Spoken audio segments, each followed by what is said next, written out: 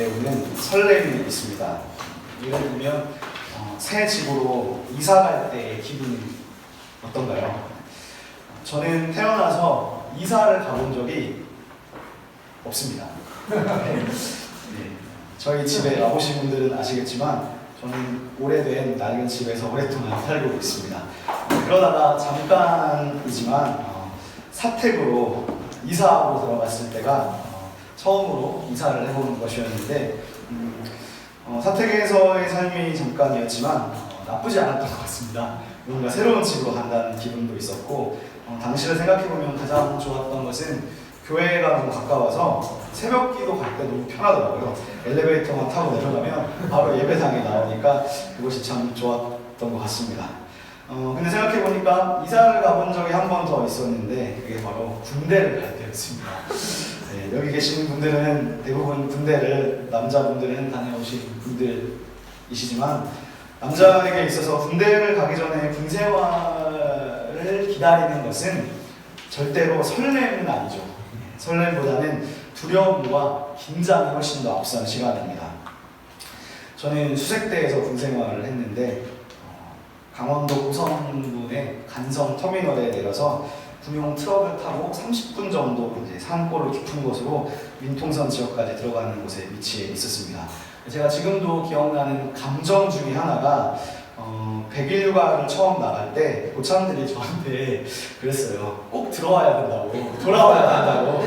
제가 되게 안 들어올 것처럼 느껴졌나봐요. 그래서 꼭 들어와야 된다고 저한테 이야기를 하더라고요. 그런데 100일 휴가, 4박 5일의 휴가를 마치고 들어가는 날에 동서울에서 버스를 타고 간성 터미널에 내려서 이제 군용 트럭을 기다리고 있는데 그리고 저녁 6시 반에 트럭이 왔습니다. 그래서 60 트럭 다 아시잖아요. 60 트럭에 호루가 이렇게 씌워져 있었어요. 그래서 거기 뒤에 타면 뒤밖에 안 보여요. 차가 트럭에 가면 뒤밖에 안 보여요. 그런데 이제 한 7시쯤 됐는데 이미 어두운데 산길로 이렇게 들어가는데 불빛이 하나도 없고 차 안에서 뒤를 보면 어둠밖에 안 보이는 거예요. 그래서 이 101호가 복귀하는 그 부대가 마치 사망의 음침한 골짜기로 들어가는 것 같은 그 찝찝한 기분을 지금도 잊을 수 없습니다. 저는 이사를 간 거죠, 군대로. 그런데 조금 더 지나고 나서 병장이 되고 나서 전역을 앞둔 시점에서 생각해 보니까 다시 이제 집으로 돌아가는 거잖아요. 집으로 이사를 가고 군인에서 민간인으로 신분이 바뀌는 그 시점에서 그런 마음이 들었습니다. 나는 내 앞에 놓여진 이 미래를 어떻게 다시 살아갈 수 있을까 그런 고민을 가졌던 시기였던 것 같은데 더 그런 생각을 했던 게 저의 바로 앞에 있는 다 선임병들이 다 제대로 얼마 앞두고 뭐 영어 공부를 하거나 뭐 자격증을 따거나 다 그런 모습을 보여줬기 때문에 무언가 다 그런 새로운 돌아가는 준비를 하고 있구나 그런 마음에 저도 그런 생각을 많이 했던 것 같습니다. 저는 목회자의 길이 정해져 있었기 때문에 제가 결심했던 것은 복학하지 않음이었습니다. 그래서 복학하지 않고 다시 신학교로 돌아가기 전에 하나님에 대한 체험을 더 많이 하고 돌아가야 나의 앞길에 더 확신이 있겠다라는 생각을 했었던 것 같습니다. 그때 제 나이가 25살 때였는데 많은 기점은 있지 않았지만 그럼에도 불구하고 민간인에서 군인으로 또 군인에서 다시 민간인으로 그리고 신학생에서 본격적인 목회자로 무언가 신분이 새롭게 바뀔 때 그리고 새로운 곳으로 이동하게 될 때 또는 낯선 곳으로 가게 될 때 거기에서 오는 많은 감정들이 있는 것 같습니다. 때로는 설렘, 때로는 두려움, 때로는 긴장감입니다. 특히 젊은 사람들의 경우에는 아직 아무것도 이루지 못하고 무언가를 제대로 시작해보지 않은 상태에서는 더더욱 앞날에 대한 두려움과 긴장이 있는 것 같습니다. 저는 오늘 이스라엘의 모습이 바로 그러하지 않을까 생각을 했습니다. 특히 이들을 남겨두고 모세 자신은 죽음으로 이제 가야 되는 그 모세의 마음은 더더욱 그렇지 않을까 싶었습니다. 사실 이스라엘 백성들이 지금까지 계속 너희가 가나안 땅에 들어갈 거라는 얘기는 하지만 아직은 들어가 보지 못한 상태잖아요. 그리고 잘 아는 것처럼 그 땅에는 무수한 강한 적들이 있습니다. 정말 두려운 존재들이죠. 그러니까 우리가 과연 들어갈 수 있을까? 그런 긴장감이 있는데 우리의 지도자인 모세는 들어가는 건 당연하고 들어가서 어떻게 살아야 될지를 이야기하고 있으니까 마치 그들에게는 되게 비현실적인 이야기를 하는 것처럼 여겨졌을 것 같습니다. 출애굽기부터 지금까지의 여정을 살펴보니까 이스라엘 백성이 지난 40년 동안 이런 시간을 거쳤던 것이죠. 이집트로부터 시내산 홍해를 건너고 시내산을 거쳐서 광야에서 40년 동안 방황하다가 그 다음에 요단강 동편의 이 지역으로 지금 와서 모세의 설교 말씀을 듣고 있는 상황이죠.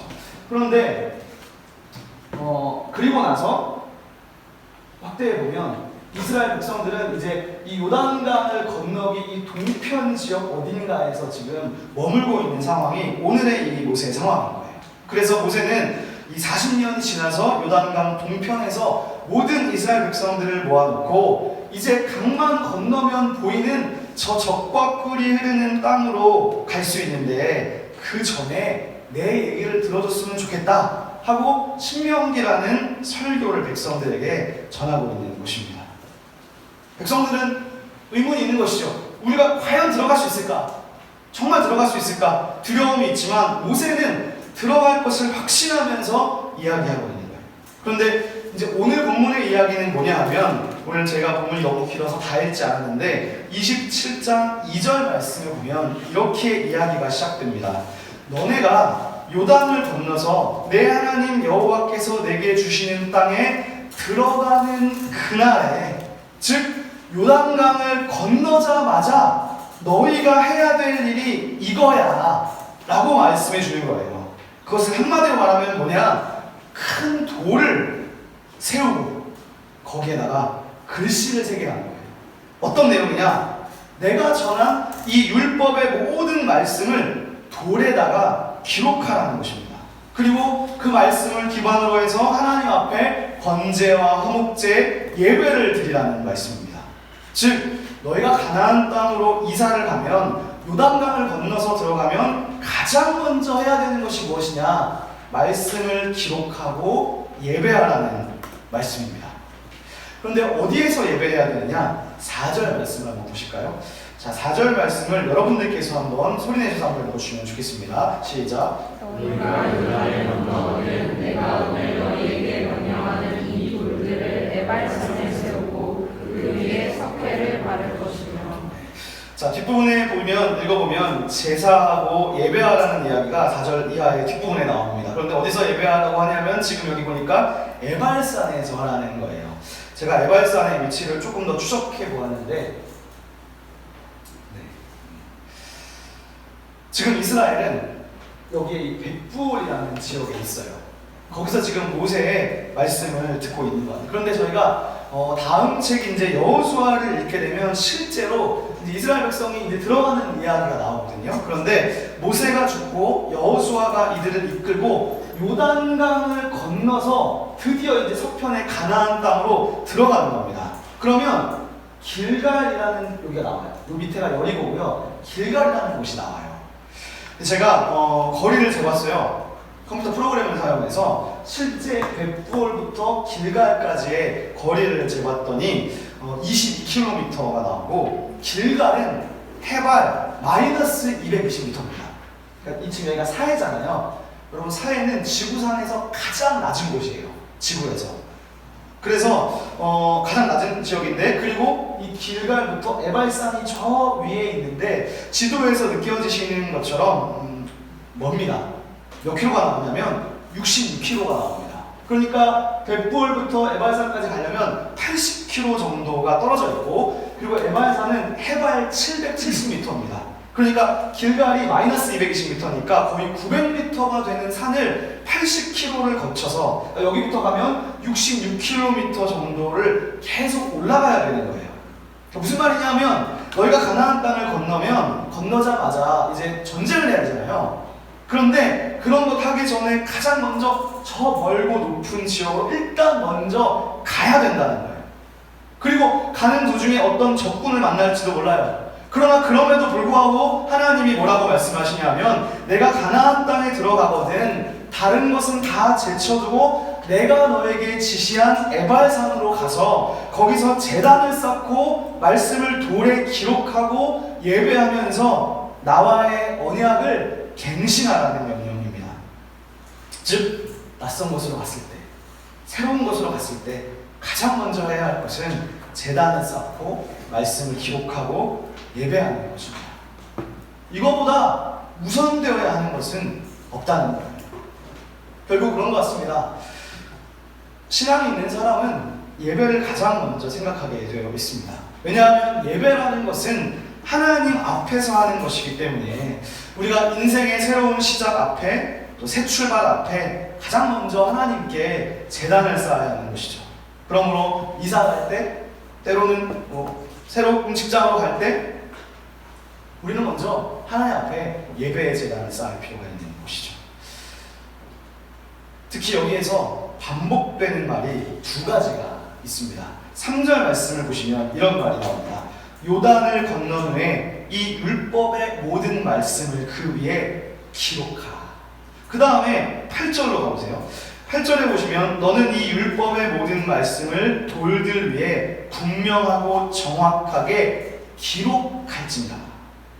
기록하라는 게 독특한 것 같습니다. 일단 여기에서 말하는 이 율법의 모든 말씀이라는 것은 아마도 지금까지 이야기한 신명기 말씀 전체를 가리키는 것으로 보입니다.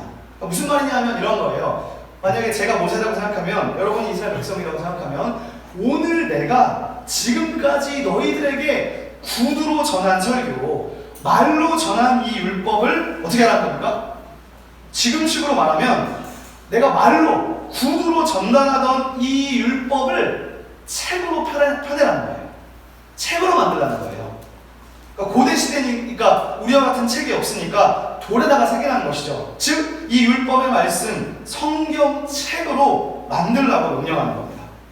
근데 이 말씀 잘 읽어보면요, 이게 그냥 기록하는 게 아니고 정말 강조하고 있어요. 그 돌들 위에 분명하고 정확하게 기록하라. 그럼 거기 성경책에 밑줄 그어보십시오. 분명하고 정확하게 기록하라. 이 부분을 원문으로 읽으면 이 정확하게라는 말이 정말 엄청난 강조 형태로 쓰이고 있어요. 부정사 절대어로 쓰이는데, 그러니까 정말 정확하게 한치의 오차도 없이 정확하게 기록하라는 거예요.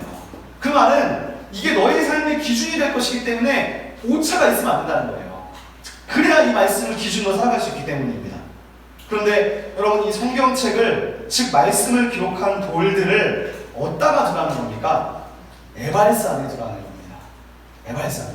저기 에발산에다가 둬야 된다는 거예요.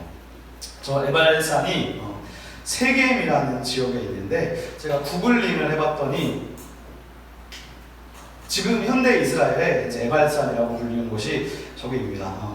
지도상으로는 오른쪽 왼쪽이지만 실제로는 이게 북쪽과 남쪽입니다. 근데 하나는 에발산, 하나는 그리심산이고 이 두 산이 서로 이렇게 마주보는 형태로 되어져 있고, 이 가운데 있는 도시가 세겜이라는 도시입니다. 그런데 말씀을 기록한 돌을 저 산 위에다가 두라는 것이 어떤 의미일까를 생각해 봤어요. 근데 실제로 이 에발산이 있는 세겜이라는 위치는요, 가나안 땅 전체를 놓고 봤을 때 거의 중앙쯤에 있는, 중앙에 위치한 지역이라고 할 수 있어요. 서울 혹은 평양처럼 남북을 통틀어 봤을 때 거의 중앙에 있는 지리적으로 위치인 거예요. 세겜이 지리적으로 보면 어느 정도 중앙에 위치해 있다고 볼 수 있어요. 그런데 거기다가 이 돌에다가 석회를 바르고 거기다가 성경 말씀을 기록하라는 것이죠. 그리고 저 에발산에 세우라는 말은 결론적으로 이 이스라엘 12지파 전체의 영적인 혹은 지리적인 가운데 중심지인 세겜, 그리고 사람들이 잘 보이는 저 에발산 위에 세우라는 말씀은 결국 너희 삶의 중심을 차지하는 곳에 하나님의 말씀을 두라는 그런 의미가 됩니다. 결국 이스라엘은요, 자기들의 땅 한복판에 하나님의 계명을 새긴 돌을 세워둠으로써 말씀 중심의 생활을 체질화할 수 있는 것이죠. 그래야 그 가나안이라는 세상 속에서 하나님을 망각하지 않고 하나님의 명령이 기준이 되어서 그 말씀대로 살 수 있는 힘을 공급받을 수 있기 때문입니다.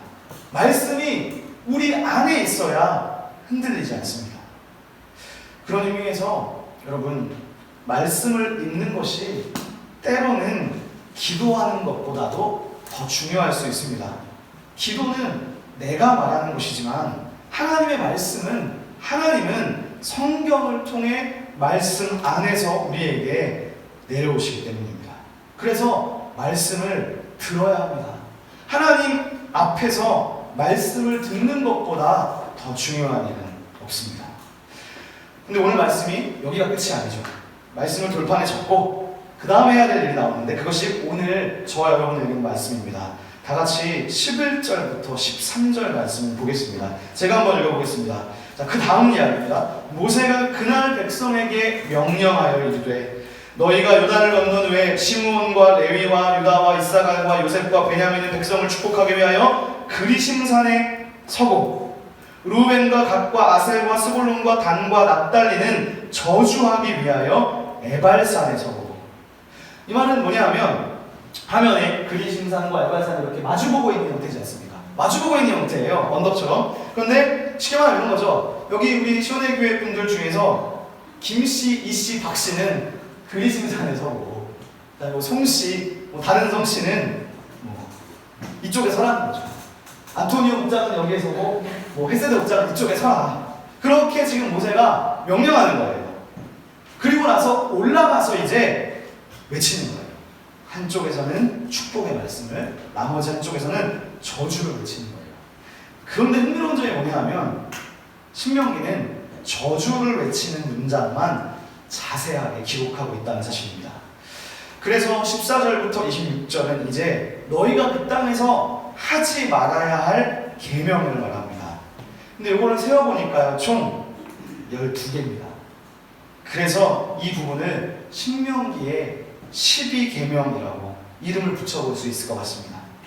그런데 이 12개를 가만히 보니까 제가 관찰을 많이 했는데 주제별로 약간 분류가 가능하더라고요. 이렇게 나누어 볼 수 있을 것 같아요. 세 가지로 나눠지는데 A 항목에 해당하는 15절에는 우상을 섬기지 말아라. 하나님과 관련된 것이죠. 바깥쪽에 A-에 보면 이 율법을 명심해서 실천해라. 이 두 개가 지금 연결이 되는 것 같습니다. 그 다음에 B 항목과 B- 항목은 사회적 범죄를 금지하고 있어요. 그래서 뭐 부모를 경홀히 여기면 안 되고 이웃의 땅을 함부로 빼앗으면 안 되고 경계표를 옮기면 안 된다는 거죠. 그리고 18절 같은 경우는 맹인인데 이 맹인은 한마디로 말하면 장애인을 가리키는 말이에요. 장애인을 괴롭히면 안 된다는 거예요. 길을 잃게 만들면 안 된다는 거예요. 그리고 19절에는 나그네와 고아와 과부의 송사를 억울하게 하면 안 된다 라는 말씀이 나와서 이 두 번째를 감싸는 것이 사회적 범죄입니다. 특히 B- 항목을 보면 이웃을 살인하지 말고 뇌물을 받으면 안 된다고 해서 역시 사회적 범죄가 강조됩니다. 그리고 중앙 부분이 이제 최고 강조인데 해당하는 C 부분에 보면 여기에는 세 가지의 성범죄가 언급되고 있습니다. 즉 너희가 이렇게 살면, 이런 범죄를 저지르면 저주가 있을 것이다. 이걸 누가 말하느냐? 제사장과 레위인이 외치는 거예요. 그러면 회중들은 어떻게 하느냐? 모든 백성은 아멘 하고 외쳐야 된다는 거예요. 이것이 일종의 의식입니다. 언약 갱신이죠. 그래서 오늘 이걸 저희 같이 한번 한번 해보면 좋을 것 같습니다. 제 생각에는요, 16절부터 26절까지만 한번 해봤으면 좋겠는데, 누가 한번 외치면 좋을까 하다가 오늘 오신 우리 신준섭 전사님께서 16절에 그 부분을 외쳐주시면 우리 모두가 아멘이라고 해주시면 될 것 같습니다. 예를 들어서 16절에 전사님이 그의 부모를 경홀히 여기는 자는 저주를 받을 것이다. 그럼 우리가 아멘 이렇게 외치면 되는 거예요. 그래서 저희가 이걸 해보면서 어떤 기분일지를 한번 느껴보는 거예요. 그 이스라엘 백성이 어떤 마음이었을까를. 그래서 16절부터 26절까지 11가지만 한번 해보면 좋겠습니다. 한번 해주시면. 네, 한번 해보겠습니다. 네. 그의 부모를 경홀히 여기는 자는 저주를 받을 것이라. 아멘. 그의 그의 이웃의 경계줄을 옮기는 자는 저주를 받을 것이라. 아멘. 맹인에게 길을 잃게 하는 자는 저주를 받을 것이라. 아멘. 객이나 고아나 과부의 송사를 억울하게 하는 자는 저주를 받을 것이라. 아멘. 그의 아버지의 아내와 동침하는 자는 그의 아버지의 하체를 드러냈으니 저주를 받을 것이라. 아멘. 짐승과 부합하는 모든 자는 저주를 받을 것이라. 아멘. 그의 자매 곧 그의 아버지의 딸이나 어머니의 딸과 동침하는 자는 저주를 받을 것이라. 아멘. 장모와 동침하는 자는 저주를 받을 것이라. 아멘. 그의 이웃을 암살하는 자는 저주를 받을 것이라. 아멘. 무죄한 자를 죽이려고 뇌물을 받는 자는 저주를 받을 것이라. 아멘. 이 율법의 말씀을 실행하지 아니하는 자는 저주를 받을 것이라. 아멘. 여러분, 아멘이 무슨 뜻이냐? 아멘은 진실로라는 뜻이죠. 내가 그 말에 진실로 그렇게 될 것이다라고 동의하는 겁니다. 근데 여러분, 보통 교회에서 언제 아멘을 하나요? 보통 좋은 말, 은혜되는 말, 축복의 말, 나한테 뭔가 좋은 말을 할 때 아멘 하지 않습니까? 근데 성경은 아멘을 그렇게만 사용하지 않는다는 거예요.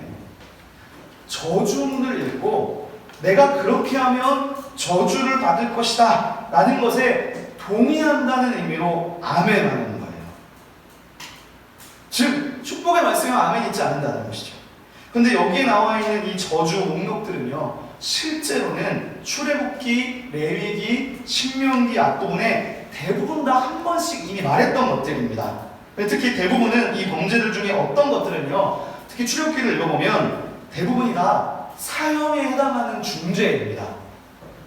즉 이 법들은 대부분 앞에서 반복되었지만 오늘 이 신명기에서는 한 번 더 반복하면서 특별히 저주문으로서 너희가 이렇게 그 땅에 살면 저주를 받을 것이고 너희가 동의해야 된다라는 갱신 의식을 하고 있는 거예요.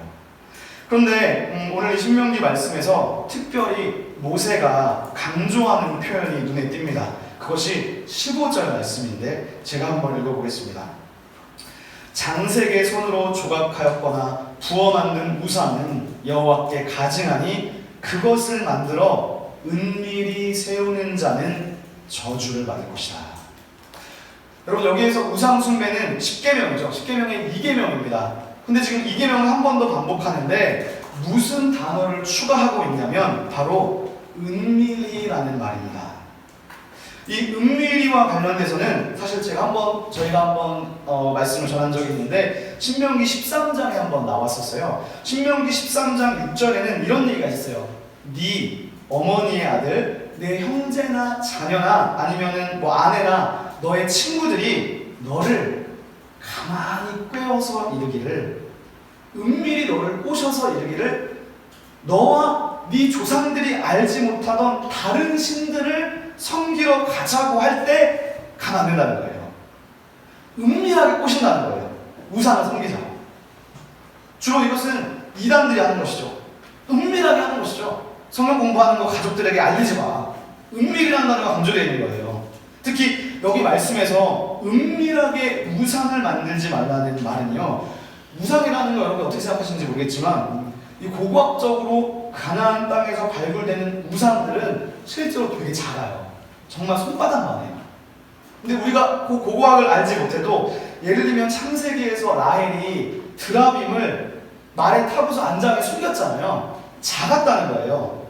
그러니까 은밀하게 만들어서 가지고 다닐 수 있다는 것이죠. 근데 그러면 안 된다는 겁니다. 특히 여기서 우리가 주목해서 생각해야 될 것은 이 은밀, 비밀이라는 주제가 이 12계명 섹션 전체에 흐르고 있다는 거예요. 사실 우상을 만드는 일, 그 다음에 이웃을 살인하는 일은요, 금방 안 알아요. 살인하면 금방 알잖아요. 그래서 저는 이 말씀에 보니까 24절의 경우에는 살인이라고 말하지 않았어요. 살인이라고 말하지 않고 암살이라고 번역했어요. 히브리어로 보면 은밀이라는 단어가 똑같이 들어가 있어요. 즉 암살이라는 말은 은밀하게 죽이다라고 되어 있어요. 그래서 이 본문 전체를 은밀이라는 단어를 생각하면서 이 12계명을 읽어보면 이 모든 계명이 다 은밀이라는 주제로 직접적이고 간접적으로 연결됩니다. 그렇게 생각해 보니까요, 두 번째 16절 말씀에 보니까 부모를 경홀히 여기는 자, 이거는 10계명을 조금 말을 바꿔놨습니다. 10계명은 부모를 공경하라는데 이거는 조금 바꿔서 부모를 경홀히 여기는 자. 이 말씀도 생각해 보니까 부모를 무시하는 행동은 대개 집에서 하는 거예요. 밖에서는 잘 몰라요. 그죠? 밖에서는 우리 윤서가 얼마나 부모님을 경홀히 여기는지 잘 드러나지 않죠? 그렇지 않습니까? 그러나 집에서는 알 수 있는 거예요. 그렇지 않습니까? 예. 정말 그렇지 않겠지만 잘 모르는 것이죠. 네. 은밀하게 이루어지는 거예요. 이웃의 경계표를 옮기는 행동도 밤에 몰래 옮겨놓는 거예요. 경계표를. 그리고 20절부터 23절에 나오는 성범죄를 보세요. 이 성범죄 역시 은밀하게 이루어지는 일입니다. 아버지 아내가 동침하는 자, 떳떳한 성관계가 아니죠. 짐승과의 교합, 아버지의 딸과 이런 것들은 결코 떳떳할 수 없죠. 공식적인 것이 아니고 모두 다 은밀하게 이루어지는 범죄입니다. 뇌물을 받는 것 어떤가요? 뇌물 역시 은밀하게 이루어지는 것이죠. 즉, 이 은밀한 것, 은밀하다는 이 모티브가 지금 우리에게 강조하고 있는 것이 있는 거예요. 우상은 은밀하게 두지 말아라. 은밀한 불법적 성관계를 금지하는 것. 이 모든 것은 다 뭘 말하느냐? 이것은 너희가 사람들이 있는 곳, 사람들이 보는 자리뿐만 아니라 사람들이 보지 않는 자리, 즉 우리의 지극히 사적인 공간에서도 하나님을 배신하지 말라는 말씀입니다. 그러니까 은밀이라는 말은 남이 보지 않는 곳에서 너의 모습이 어떠하냐는 거예요. 여러분 어떻습니까? 아무도 보는 사람이 없을 때 여러분 정말 누구입니까? 아무도 보지 않는 곳에서 여러분 정말 의인입니까? 은밀한 곳에서 여러분의 말과 여러분의 생각과 여러분의 행동이 어떠합니까? 특히 여기에서 은밀한 범죄를 차지하는 것 중에 중심부에 성범죄가 있다는 것을 우리는 입력해볼 필요가 있습니다. 그래서 오늘 이 말씀은 한마디로 말하면 남이 보지 않는 곳에서, 즉 은밀이라는 말인데, 이 말을 조금 다르게 표현하면 이런 것 같아요. 신명기는 마음을 중요하게 생각해요. 하나님을 사랑하되 너의 온 마음으로 사랑해라. 마음으로부터 사랑하라는 말은 뭔가요? 그 말은 겉으로 척하지 말라는 거예요. 겉으로만 하는 척은 진짜 사랑이 아니죠. 겉으로는 막 사랑하는 척하지만 속으로는 막 욕하고 저주를 퍼붓고 있으면 그것이 어떻게 사랑이라고 할 수 있겠습니까? 그런데 내가 정말 하나님을 마음으로부터 사랑하는지, 내가 정말 말씀대로 살아가고 있는지, 아니면 입만 살아서 떠들어대는지 어떻게 알 수 있냐는 거예요. 마음으로부터, 내면으로부터 하나님을 사랑하고 말씀을 지키는지를 어떻게 하느냐? 그것은 결국 은밀한 곳에서, 남이 보지 않는 곳에서 말씀을 실천하고 있는가? 그것으로 알 수 있는 것입니다. 즉, 지극히 사적인 공간에서도 나는 하나님을 배신하지 않는가, 배반하고 있지 않는가, 그거예요. 즉, 신명기는 이 율법의 내면화를 요구하는 거예요. 마음으로부터라는 겁니다. 마음으로부터는 결국 은밀한 곳에서 내가 어떻게 행하느냐, 거기에 달려 있습니다. 근데 오늘 말씀의 강조는 너희가 은밀하게 범죄하지만 너희가 저주를 받을 거라는 거예요. 여러분 이상하지 않습니까?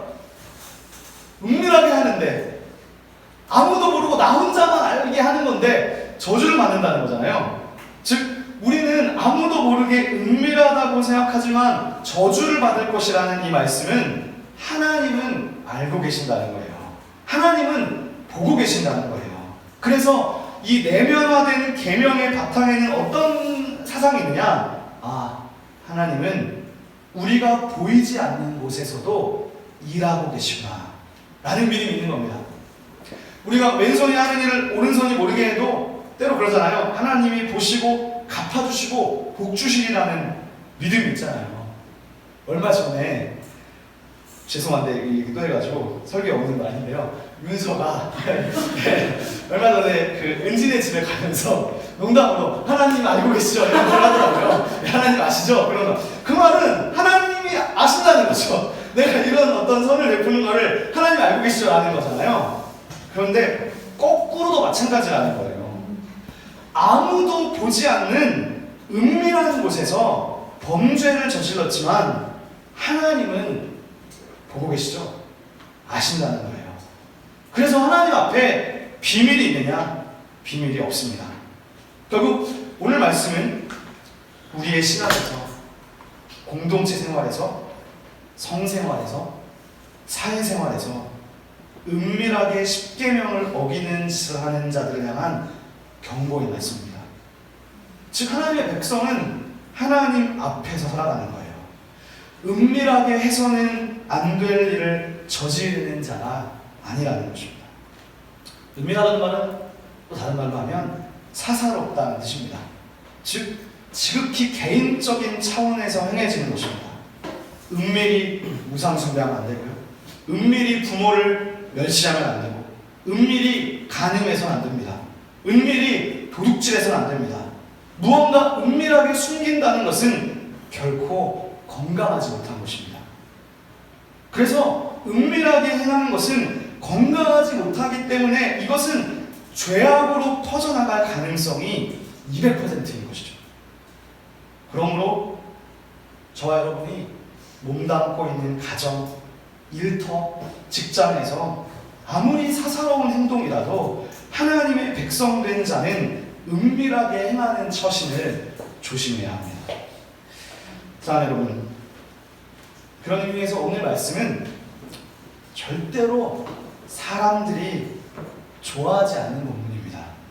그리고 잘 읽지도 않는 본문입니다.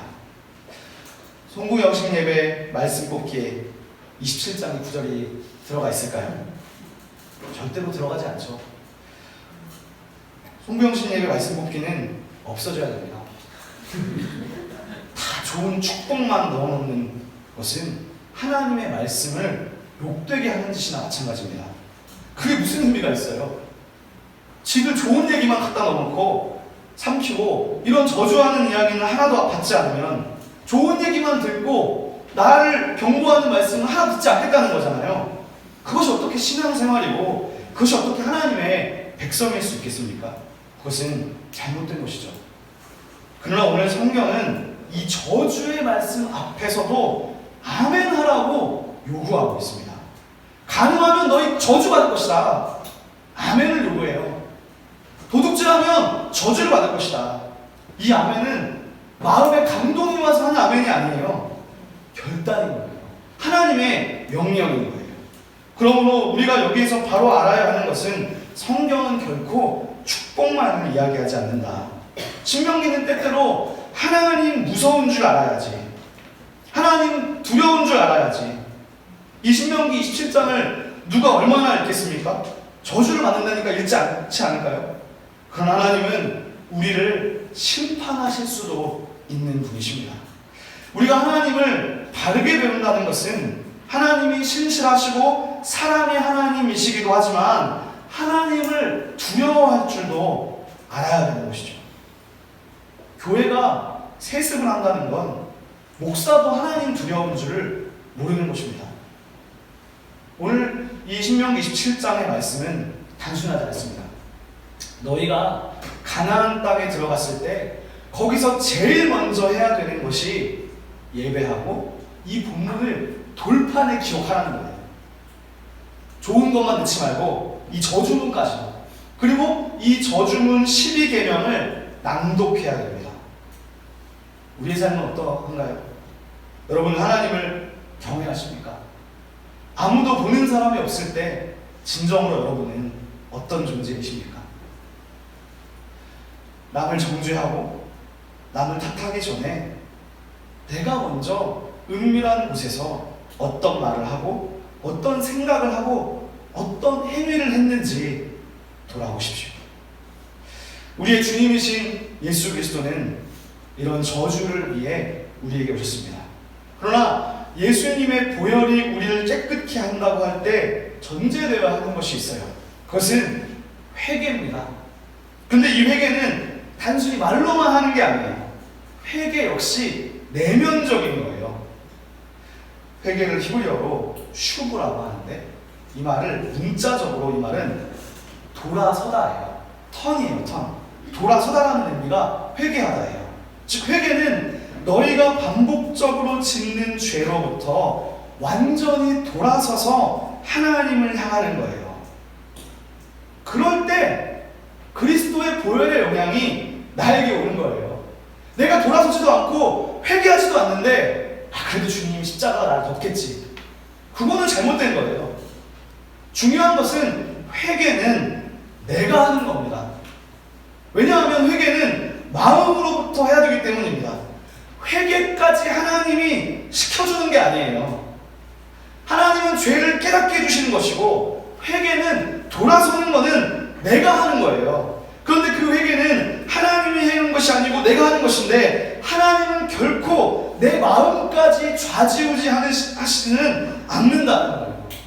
네가 네 자유의지로 하나님께 돌이키기를 바라시고 네가 하나님께로 돌아서기를 바라고 하나님은 기다리는 것이지 하나님이 회개까지 시켜주시는 것입니다.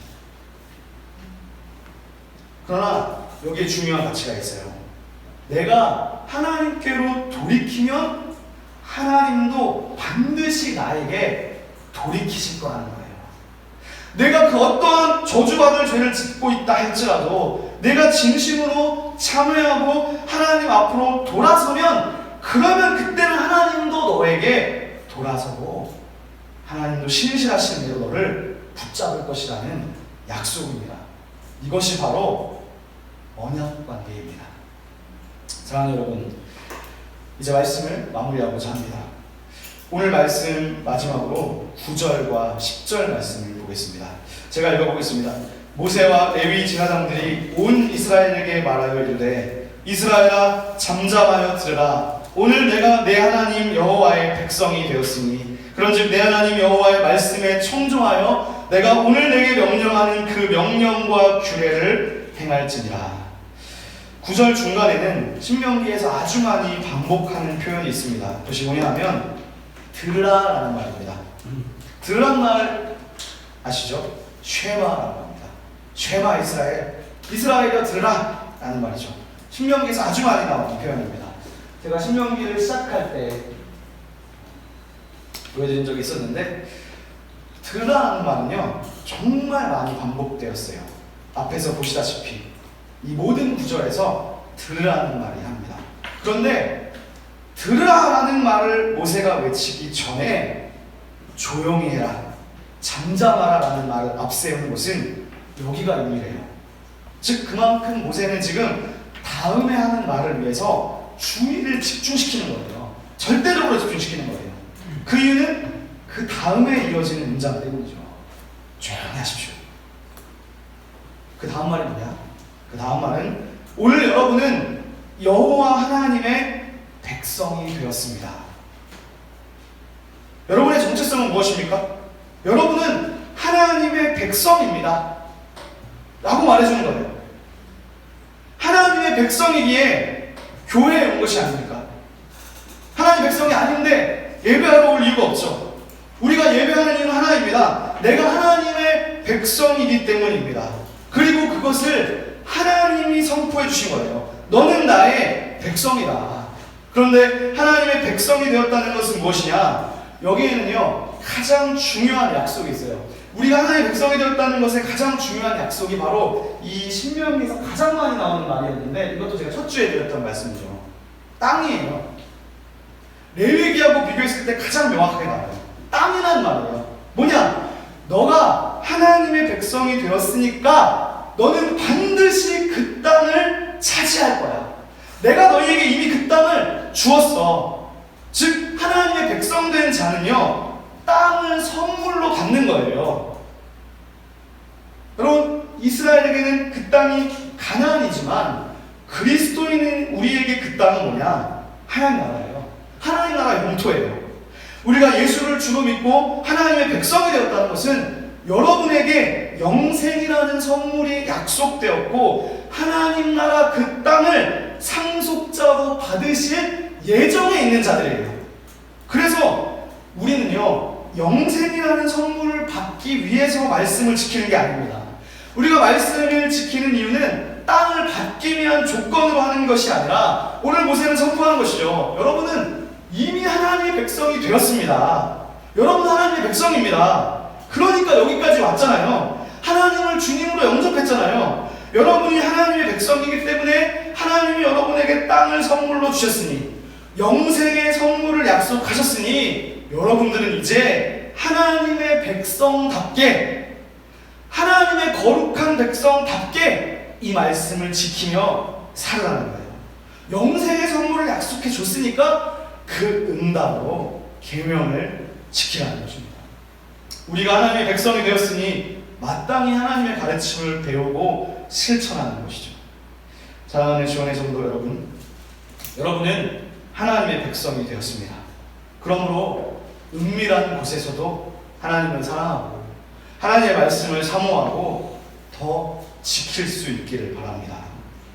여러분, 하나님의 백성입니다.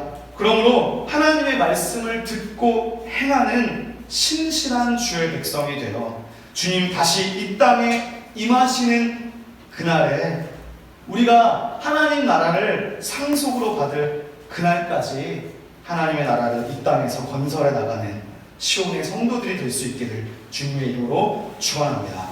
기도하겠습니다.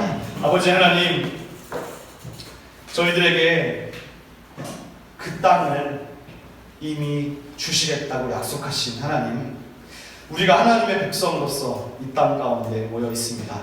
비록 우리는 아직 완전한 영생, 완전한 하나님 나라를 완전히 맛보고 있지 못하지만 그럼에도 불구하고 하나님의 백성된 자에게 선물로 주시겠다는 그 말씀을 붙잡고 이 땅 가운데 하나님의 은혜를 드러내는 거룩한 하나님의 시온의 백성이 다 될 수 있도록 역사하여 주시옵소서. 감사드리며 예수님의 이름으로 기도드립니다. 아멘. 우리 함께 찬송가 542장 찬송하겠습니다. 마지막 4절은 자리에